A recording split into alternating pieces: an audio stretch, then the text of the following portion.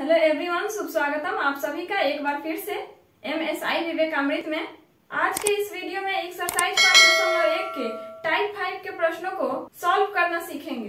Type 5 में दिया हुआ है कि शब्दों में दिए गए शर्तों के अनुसार संख्याओं के अनुक्रम प्रतिरूप के निर्माण पर आधारित प्रश्न। शब्द में दिए गए शर्त हैं और उन शर्तों के अनुसार संख्याओं के अनुक्रम प्रतिरूप के रूप में निर्माण कर देना है। क्वेश्चन नंबर 7 है, निम्नलिखित परिस्थितियों में संबद्ध संख्याओं की सूची में कौन एपी में है और क्यों। तो प्रश्न में दिए गए शर्त के अनुसार पर अनुक्रम तैयार करना है, देखना है कि यह अनुक्रम एपी में है या नहीं, यदि एपी में है तो क्यों है। पहला सवाल है, क्रमागत वर्षों में एक शिक्षक का वेतन जब आरंभिक वेतन 8,000 रुपए तथा वार्षिक वेतन वृद्धि 500 रुपए है। प्रश्न के अनुसार हमें पहले अनुक्रम बनाना है। एक शिक्षक का वेतन है जो आरंभिक वेतन उसको मिलता है 8,000 रुपए मिलता है। आरंभिक वेतन 8,000 रुपया है तो पहला वेतन उसको 8,000 रुपया मिलेगा। वार्षिक वेतन वृद्धि 500 है तो यानी दूसरे वर्ष में उसे मिलेगा 8,500 रुपया। तीसरे वर्ष में मिलेगा 9,000 रुपया। चौथे वर्ष में मिलेगा 9,500 रुपया। डॉट डॉट इस तरह से उसका वेतन वृद्धि चलते रहेगा। प्रश्न के अनुसार यह जांच करना है कि सूची एबी में है या नहीं। फर्स्ट टर्म है 8,000 पहला वेतन, जबकि हमें समांतर ज्ञात करना है तो दूसरा पद माइनस प्रथम पद, तो दूसरा पद है 8,500 रुपया माइनस प्रथम पद है 8,000 रुपया, यानी 500 रुपए यहाँ पे आया सर्वांतर। पुनः एक बार फिर से सर्वांतर निकालेंगे डी, जिसमें T3 माइनस T2, तीसरे पद में से हम दूसरा पद घटा लेंगे।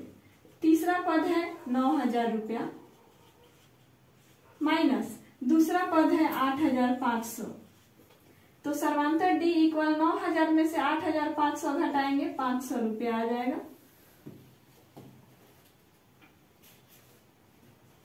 पुनः D equal T4 minus T3, तो चौथा पद है 9,500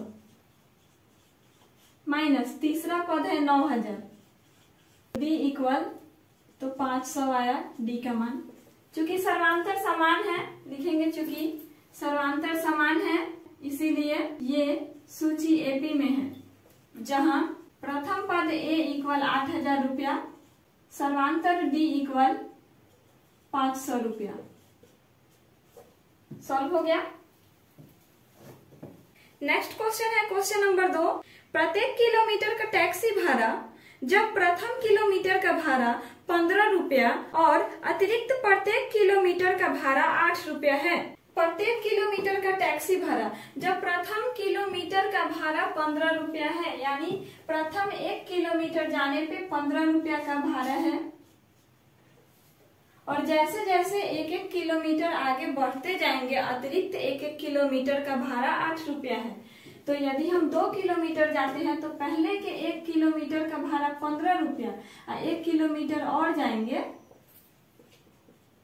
तो इसका 8 रुपया इसमें जुड़ जाएगा, यानी 15-8 23 रुपया हो जाएगा। 2 किलोमीटर जाएंगे तो 23 रुपया, आगे 1 किलोमीटर और जाएंगे तो 8 रुपया और जुड़ जाएगा, आ जाएगा 31 रुपया।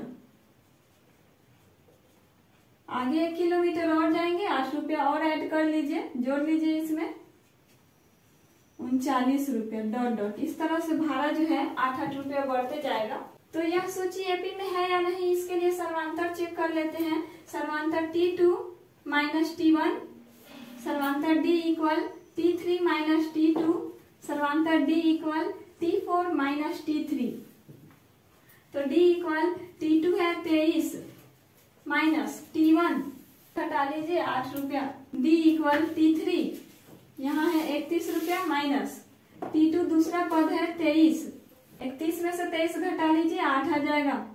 D इक्वल T4 चौथा पद है 39 माइनस तीसरा पद है 31, तो D इक्वल आ जाएगा 39 में से 31 घटा लीजिए 8, चूंकि सर्वांतर D समान है इसीलिए ये सूची एपी में है।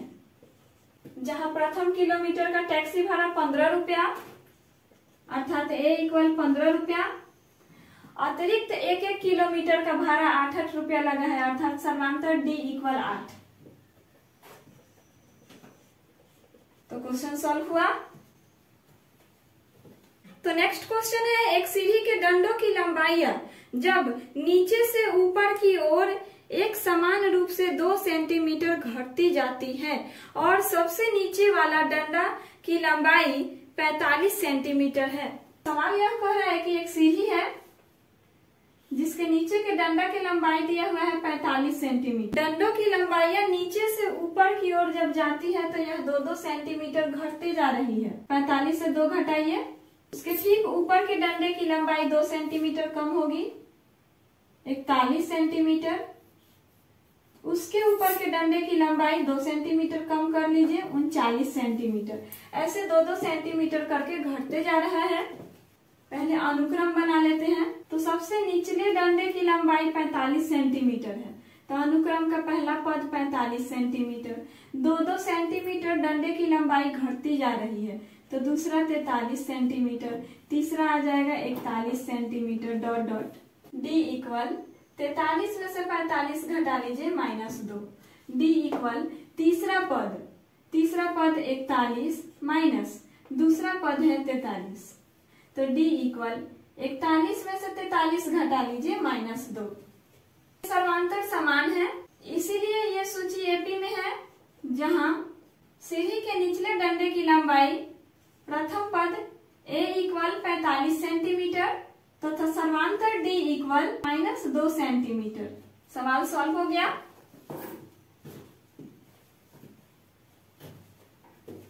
तो नेक्स्ट क्वेश्चन नंबर 4, किसी खाते में प्रतिवर्ष जमा राशि जब 10,000 रुपए की मूल राशि 8% प्रति वर्ष की चक्रवृद्धि ब्याज की दर से जमा की जाती है। खाते में जमा की गई मूल राशि 10,000 रुपया है। मूल राशि कहिए या मूलधन कहिए, जिसे पी से सूचित किया जाता है, 10,000 रुपया है। 8% प्रति वर्ष की चक्रवृद्धि ब्याज की दर से, ब्याज का दर है R इक्वल 8%। चक्रवृद्धि ब्याज के अमाउंट अर्थात मिश्र धन amount A equal P into 1 plus R बटा 100 के पावर N, जहां N को T भी लिखा जाता है अर्थात N टाइम बताएगा कितना वर्षों के लिए ब्याज का दर है। तो अब इस फॉर्मूला से हम प्रथम साल, द्वितीय साल, तृतीय साल के मिश्र धन को ज्ञात करेंगे। एक वर्ष का मिश्र धन A1 equal P into 1 plus R बटा 100। P का मान है 10,000, R का मान है 8 बटा 100 के पावर N। N जहां N टाइम को बताएगा, समय T को बताएगा। तो यहाँ समय कितना दिया है, 1 वर्ष, यहाँ 1 रख लेते हैं। A1 इक्वल आ जाएगा 10,000, इसको काटेंगे 4 के पहरा से, 4 दूना 8, 25 चौका 100। अब 1 के बट्टा में कुछ नहीं है तो 1 है। 25 और 1 का एलसीएम आ जाएगा 25। 1 से 25 में भाग करेंगे 25 आएगा। यही 25 ऊपर यहाँ गुना होगा तो 25 एकम 25 प्लस 25 में 25 से भाग देंगे तो 1 और यही 1 ऊपर गुना होगा तो 2 एकम 2 पावर 1 है। A1 का वैल्यू निकाल रहे हैं तो 10,000, 25 प्लस 2 इक्वल 27 बट्टा 25 पावर 1 अर्थात गुना में 1 ही बार लिखेंगे। 25 के पहरा से काटेंगे 10,000 को, 25 चौके 100 डबल 0। अब गुना कर लेते हैं, डबल 0 64 28 के 8 हासिल 2, 4 दूना 8 2 10। यानी ये 1 साल का अमाउंट आया, 1 साल का मिश्र धन आया। अब हम निकालेंगे 2 वर्ष का मिश्र धन। A2 इक्वल तो P इंटू 1 प्लस, तो P के जगह पे है 10,000 इंटू 1 प्लस R/100, तो दर R इक्वल 8%, 8/100 के पावर n, जहां n समय को दर्शा रहा है और समय यहाँ 2 वर्षों के लिए दिया हुआ है, तो n के जगह पे हम 2 रखेंगे, इसे कैंसिल करेंगे, काटेंगे हम 4 के पहरा से, 4 दूना 8, 25 चौका 100, 1 के बटा में कुछ नहीं है तो 1 है, 25 से कम 25, एलसीएम ले लिए। अब ये 25 यहाँ गुना हो जाएगा, 25 प्लस 25 से 25 भाग देंगे तो 1 आएगा, और उस 1 को यहाँ गुना करेंगे तो 2 एकम 2, पावर 2 है तो 2 लिख लिए। A2 का वैल्यू जब निकालेंगे तो 10,000, 25 दू 27/25, 2 बार लिखना है क्योंकि पावर 2 है तो 27/25 को 2 बार लिखेंगे, 25 और 2 27/25, 27/25, पावर 2 है तो 2 बार लिख लिए। 25 के पहला से काटते हैं, 25 चौका 100, 00, 25 के पहला से काटते हैं, 25 से कम 25, 15 बच जाएगा, 0 उतारेंगे तो 150, 25 छक्के 150, तो A2 का वैल्यू आएगा 11,664 रुपया। 3 वर्षों का मिश्र धन A3 इक्वल 10,000 इंटू 1 प्लस 8/100 के पावर n, n अर्थात समय, समय यहाँ 3 वर्षों के लिए है तो n के जगह पर हम 3 लिख लेते हैं। 10,000 गुने, इसको काटते हैं, 4 दूना 8, 4 25, 25 चौके 100, और फिर जोड़ेंगे तो 25 से कम 25 और 2 27, 27/25 को 3 बार लिखना है क्योंकि पावर 3 दिया हुआ है तो इसे 3 बार लिखेंगे।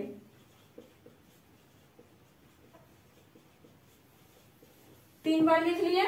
अब 25 के पहरा से काटे हैं, यहाँ 25 से 2 बार तो 16 आया है, तो 2 25 से काटेंगे इसको तो 16 आएगा, तो 16 गुने 27 गुने 27 गुने 27/25। A3 का मान निकालने के लिए इतना गुना करेंगे, 11,664 में 27, 12 6 2 8 1 9 4 8 3 11 और 3, तो इसका गुणनफल होगा 3,14,928/25।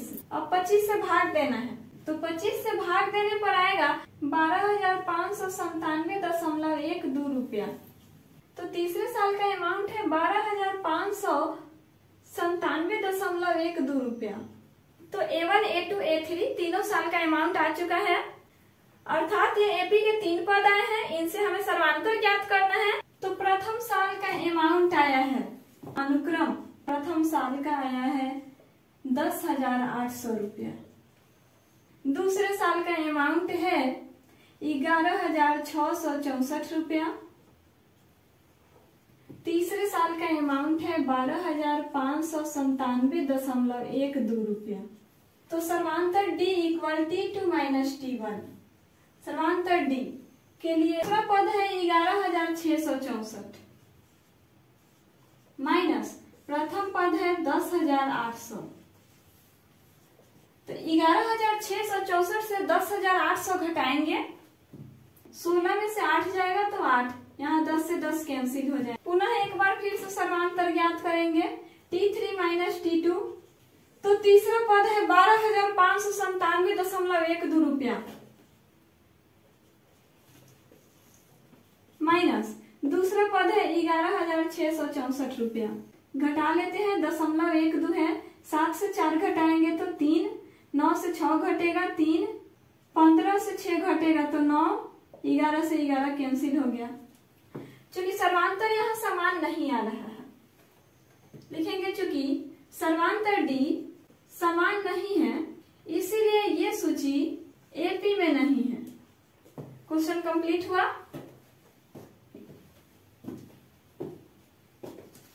तो नेक्स्ट क्वेश्चन है क्वेश्चन नंबर 5। सुधा द्वारा क्रमागत वर्षों में बचत की गई राशि जब वह प्रथम वर्ष में 100 रुपया प्रत्येक वर्ष 50 रुपया की राशि बढ़ाकर बचत करती है। तो इसका सोल्यूशन होगा इसका अनुक्रम। तो सुधा द्वारा प्रथम वर्ष में बचत की गई राशि है 100 रुपया, लेकिन सवाल कह रहा है कि वो 50 रुपया बढ़ाकर अगले साल में बचत कर रही है, अर्थात सुधा दूसरे साल में 50 रुपया बढ़ा के बचत करेगी। तो प्रथम साल में जो है 100 रुपया का बचत करती है, दूसरे साल में 50 रुपया बढ़ा लेगी तो दूसरे साल में बचत करेगी 150 रुपया का, लिखेंगे 150 रुपया। अगले साल में फिर से उसको बचाना है 50 रुपया अधिक का, तो अगले साल में बचत होगा 200 रुपया। इस तरह से बचत जो है बढ़ते चला जाएगा। तो इसका सर्वांतर निकालेंगे, ये सूची एपी में है या नहीं इसको देखने के लिए। T2 माइनस T1, तो दूसरा पद है 150 माइनस प्रथम पद 100, घटाने पे आ जाएगा 50 रुपया, तो D इक्वल आ जाएगा तीसरा पद है 200 माइनस दूसरा पद है 150, तो D इक्वल 200 से 150 घटा लीजिए 50 रुपया आ जाएगा। तो सर्वांतर समान आ रहा है, लिखेंगे चूंकि सर्वांतर D समान है इसीलिए ये सूची एपी में है, जहां प्रथम पद A इक्वल 100 रुपया तथा सर्वांतर D आया है 50 रुपया। तो क्वेश्चन सॉल्व हुआ।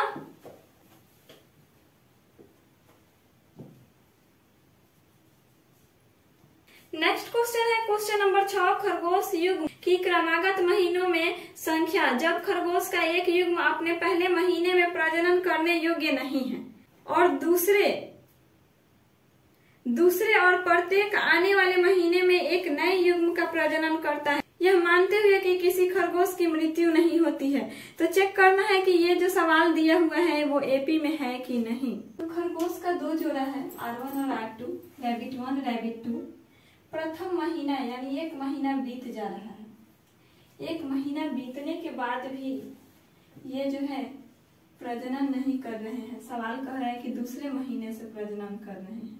तो जब दूसरे महीने में प्रजनन कर रहे हैं तो ये R1 और R2 अभी जिंदा है, लेकिन ये प्रजनन करके बना रहे हैं R3 और R4। 2 खरगोश युग्म की रचना कर रहे हैं। तो यहाँ पे खरगोश के 2 जोड़े हैं R1 R2, R3 R4। अगले महीने में R1 R2 की मृत्यु नहीं हो रही है, लेकिन ये पुनः एक बार प्रजनन करके बनाते हैं R5 R6। लेकिन ये जो R3 R4 है ये प्रजनन नहीं कर रहे हैं, क्योंकि इनका ये प्रथम महीना चल रहा है R3 R4, अर्थात इस महीने में तीसरे महीने में खरगोश का 3 जोड़ा है R1 R2 R3 R4 R5 R6। ठीक 1 महीना बाद R1 R2 फिर से एक नए खरगोश युग्म की रचना कर रहे हैं R7 R8। तो अगले मंथ में रैबिट 3 और रैबिट 4 है, लेकिन ये प्रजनन करके बनाए हैं रैबिट 9 रैबिट 10। तो इस मंथ में जो है रैबिट यानी खरगोश की संख्या हो गई है 1 2 3 4 5। तो अगले मंथ में रैबिट 1 रैबिट 2 है, प्रजनन करके ये पुनः नए खरगोश युग्म बना रहे हैं रैबिट 11 रैबिट 12। रैबिट 7 और 8 है पहले से, ये प्रजनन नहीं करेंगे, इनका प्रथम माह है। रैबिट 5 और रैबिट 6 है, ये प्रजनन करने के बाद बनाए हैं रैबिट 13 और रैबिट 14। पहले से रैबिट 3 और रैबिट 4 है, जो प्रजनन करके बनाएंगे रैबिट 15 रैबिट 16। रैबिट 9 और 10 का प्रथम मंथ है, ये प्रजनन नहीं करेंगे। तो पूछ रहा है कि क्या ये सूची एपी में है, तो इसका अनुक्रम बना लेते हैं। अनुक्रम में प्रथम महीना में खरगोश प्रजनन नहीं कर रहा है, तो प्रथम महीना में खरगोश का एक ही जोड़ा मौजूद है, जबकि दूसरा महीना में प्रजनन करके एक अलग खरगोश युग्म की रचना कर रहा है, जिससे खरगोश 2 जोड़ा है।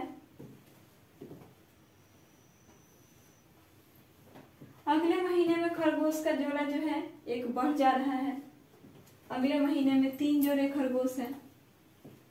उसके एक मंथ बाद खरगोश के जोड़े की संख्या कितनी है? 5 जोड़े हैं।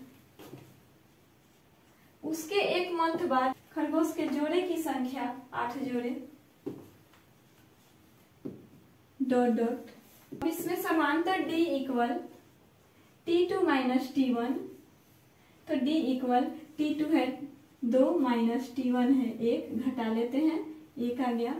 D equal T3 minus T2, तो T3 है 3 माइनस T2 है 2, घटाने पे आएगा 1। D equal T4 minus T3, यानी चौथा पद है आपका 5 माइनस तीसरा पद है 3, घटाने पे आ जाएगा 2। तो D का मान 1, यहाँ भी 1 है लेकिन यहाँ 2 है, अर्थात सर्वांतर D समान नहीं है। चूंकि सर्वांतर D समान नहीं है इसीलिए ये सूची एपी में नहीं है। तो क्वेश्चन सॉल्व हुआ।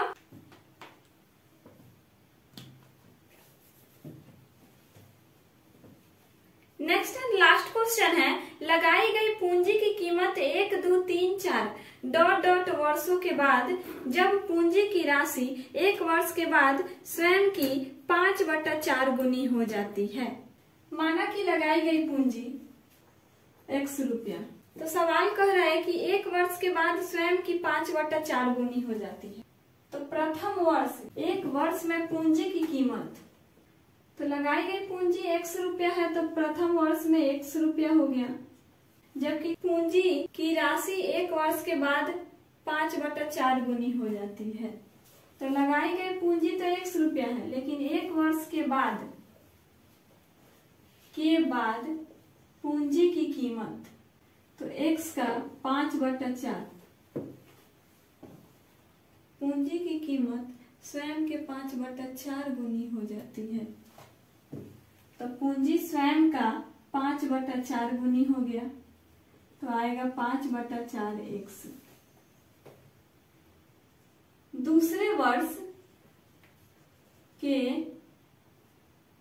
बाद पूंजी की कीमत, तो दूसरे वर्ष में पूंजी की कीमत हो जाएगा, जो पहले पूंजी का कीमत था 5/4x पहले वर्ष में, उसका 5/4 गुना फिर से कर लीजिए का 5/4, तो आएगा 5 × 5 = 25 बटा 4 × 16x।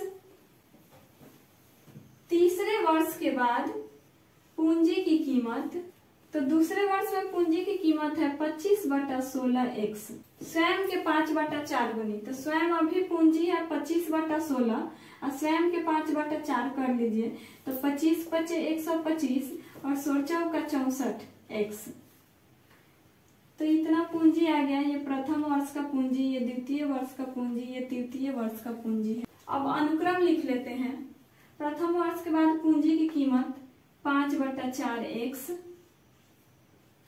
द्वितीय वर्ष में पूंजी की कीमत 25/16x और तृतीय वर्ष में पूंजी की कीमत 125/64x डॉट डॉट। तो अब सर्वांतर D के लिए लिखेंगे T2 minus T1। सर्वांतर D equal T2 है 25/16 x माइनस T1 है 5/4x। 16 और 4 का एलसीएम 16, 25x माइनस 4 का 16 4 से गुना करेंगे तो 4 × 5 = 20x, 25 में से 20 घटाएंगे तो 5/16x। पुनः एक बार सर्वांतर D निकालते हैं, जिसके लिए T3 माइनस T2 का यूज करेंगे। तो T3 का मान है इस बार 125/64 माइनस T2 का मान है 25/16x। तो 16 और 64 का एलसीएम 64 होगा, 125x माइनस 16 का 64 4 और 4 से गुना करेंगे 25 में, तो 25 × 4 = 100x। तो 125x में से 100x घटाएंगे तो आ जाएगा 25x/64। चूंकि समांतर D समान नहीं है इसीलिए दी गई सूची एपी में नहीं है। तो चैप्टर का अंतिम सवाल भी सॉल्व हो गया। तो इस वीडियो में इतना ही। एक्सरसाइज 5.1 के सभी सवाल को सॉल्व कर चुके हैं हम लोग। मिलते हैं अगले वीडियो में, जिसमें हम एक्सरसाइज 5.2 के प्रश्नों को सॉल्व करना सीखेंगे। यदि आप सभी को ये वीडियो पसंद आया हो तो इसे लाइक कीजिए। यदि आप हमारे चैनल पे नए हैं तो इसे सब्सक्राइब कर लें, ताकि वीडियो के अपडेट्स आपको समय समय पे मिलते रहे।